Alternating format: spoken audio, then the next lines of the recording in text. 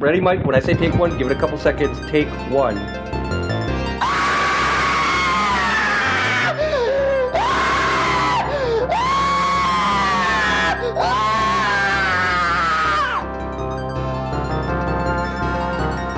That was wicked, man. Alright, I'm ready. Why do my lips look so juicy? I've been wanting to return to this review/written style of content for a long time. This is pretty much my excuse to do that. I get bit with a bug every year around October that causes me to get unhealthily obsessed with Castlevania again. Ever since 2008, I've been obsessed with whips as a means of killing vampires. This year it hit me early though, and I used the extra time to plan out this month. So, Castlevania month. Sadly, nowadays Konami is a fucking horrible company and they treat their employees like dog shit, scraped freshly off the bottom of their flat loafers. The last good thing we got out of Castlevania was this stinky, vile God of War ripoff, Lords of Shadow. Some people defend those games, but they are shit. By the way, what the fuck, Konami? You have the perfect opportunity to make my most wanted game on the go, and you make it PS4 exclusive. Fuck y'all. Today I'm reviewing Castlevania Bloodlines for the Sega Genesis.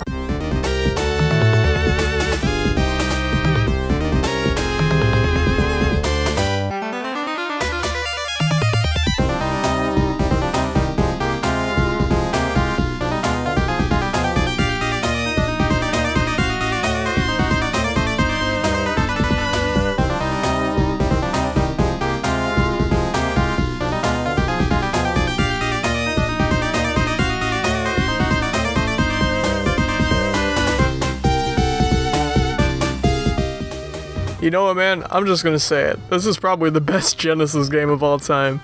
It's probably the best classic style 2D Castlevania game of all time as well. It's hard to compare to other games like Rondo of Blood and Super Castlevania 4, but Bloodlines feels amazing compared to those games. It's got the perfect balance between classic and Super Castlevania 4 style.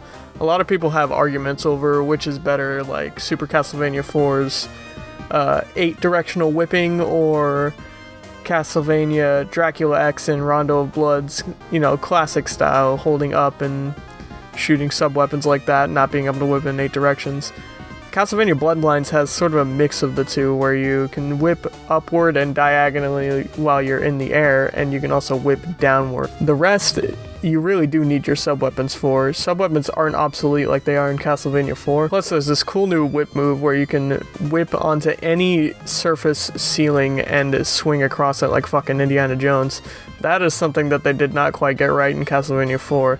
This game definitely came out after Castlevania 4, and it shows. There's so many improvements to the formula that are made in this game, and it's like, god damn, Konami. They really made some amazing games on the fucking Genesis. Another thing with Konami in the Genesis age, back in the 90s, for some reason, Konami just thought Americans, all they wanted on the Genesis was to get fucking punished and ass raped, because they made the American versions of every single one of their games harder on Genesis. Contra Hardcore, which is a game I do actually own, non-reproduction, is probably one of the hardest games I've ever played in my life. But the Japanese version, you take 3 hits before you die, whereas in the American version, you can only take 1. So, that sounds like it helps a lot. Luckily though, Castlevania Bloodlines was one of the few games that they didn't touch. The only real regional differences here was, in Europe, they took out all the blood and guts, but in Japan and USA, it was all fine. See, in Europe, they're all big pussies, but in America, with the Sega Genesis, it's a man's toy. I don't want to play no Super Nintendo, that's a little baby's toy. Give me that Sega Genesis. Give me that Splatterhouse. I want to play some manly shit. The first thing you see before you even get into the castle is just like this fucking gory mess body of guts and shit on the ground, and it's like, oh my god, where did that come from? It's definitely an interesting change of pace, and after Bloodlines, the Castlevania series kept violence as a thing, you know, pixelated violence. It's rare. Now, the story is really not that interesting, but it does take you to some interesting places in the world. The story is just that Dracula's bottom bitch succubus decides, oh, Dracula, I want to come back. And then Jonathan Morris is like, I got this whip. And then he's like, I'll get my little gay spear boyfriend, and Alucard's gonna give him a spear. We're gonna go kick his ass. And also, it's World War One. Yeah, it's World War One. So you do go to a lot of interesting places. It's probably got the most varied levels out of any Castlevania game. So you go to some really cool places. The Leaning Tower of Pisa is a personal highlight for me. Until that fucking boss that just like, ugh, God, I'm getting mad just thinking about it.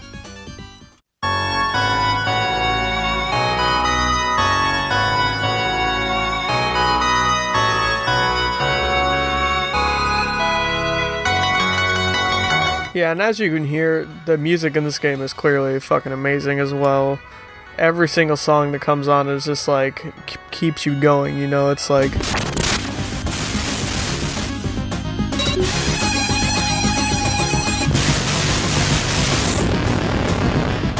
You never been so pumped to whip candles and shit before in your life. Also, you can play as Eric Lecard.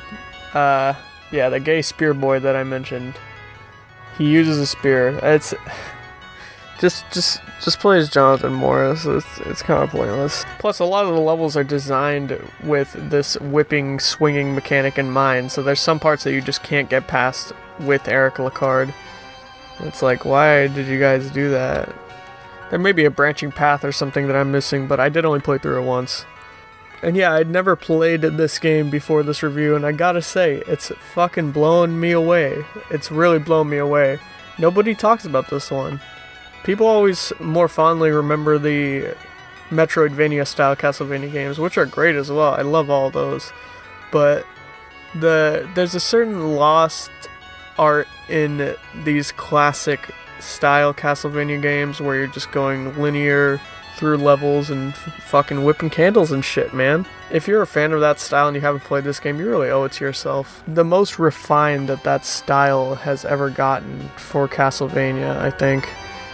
You know, people will argue with me and say Rondo Blood is better or Castlevania 4 is better, and Castlevania fans, I know we can argue about this forever. I love Castlevania 4, man, and I love Rondo Blood, but this game really slid right past me, man. I had a Genesis growing up, but I didn't really get into Castlevania till later. If I had this as a kid, though, I would have loved it. I mean, apart from it being hard as shit. This game also just does some really cool things with its level design, such as, like I mentioned, the Leaning Tower of Pisa is a great level, with the cool 3D rotating around the tower sort of platforming. There's that level that's got like the mirror lake, and that's fucking really cool to see. You don't see that kind of stuff on Super Nintendo. There's a lot of parallax and really fast scrolling in this game. They really take advantage of that. Fast processing. The sprite work is also just great. It's sort of that adolescent Symphony of the Night style. You could tell that they were sort of heading in that direction, but Jonathan Morris is still like a giant fucking beefcake with huge football player proportions, and even Eric Lecard looks like a big beefcake even though he's a twink canonically.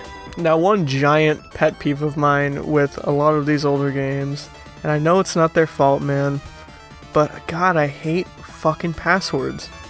As someone who grew up with Super Nintendo and Sega Genesis only and never played NES or anything like that until much later in the late 2000s, I never knew how much I would fucking hate passwords, but goddamn, this is really what kids in the 80s had to deal with, huh? Like, I hate this shit. If Zelda could save, why can't every game save? Like, just put a battery in that shit. That can't be much more expensive. It probably costs like 10 cents to get a fucking battery in there. Like, just put a fucking battery in your cartridge, dude. Like, why not? This is the kind of game that I guess back in the day you would have played a couple levels, then written down your password and tried to continue later. It's the kind of game that just beats your ass over and over again until you start to learn. It's kind of like Dark Souls. Anyway, to start wrapping it up here, I think if you own a Sega Genesis and you like platformers at all in general, you gotta play this fucking game. This is one of the most polished and refined, best controlling platformers I've ever played in my life. And I've played a lot. And I've played a lot of Sega Genesis games, and I can tell you that this is definitely one of the best games on that system as well. There's not a lot of things that bug me other than Eric Lecard and the passwords. But Eric Lecard, you know, he just kind of feels like a bonus, at least. It's not like life-ruining. There's nothing that's really bringing my opinion of this game down. like, fundamentally, that isn't a subjective thing.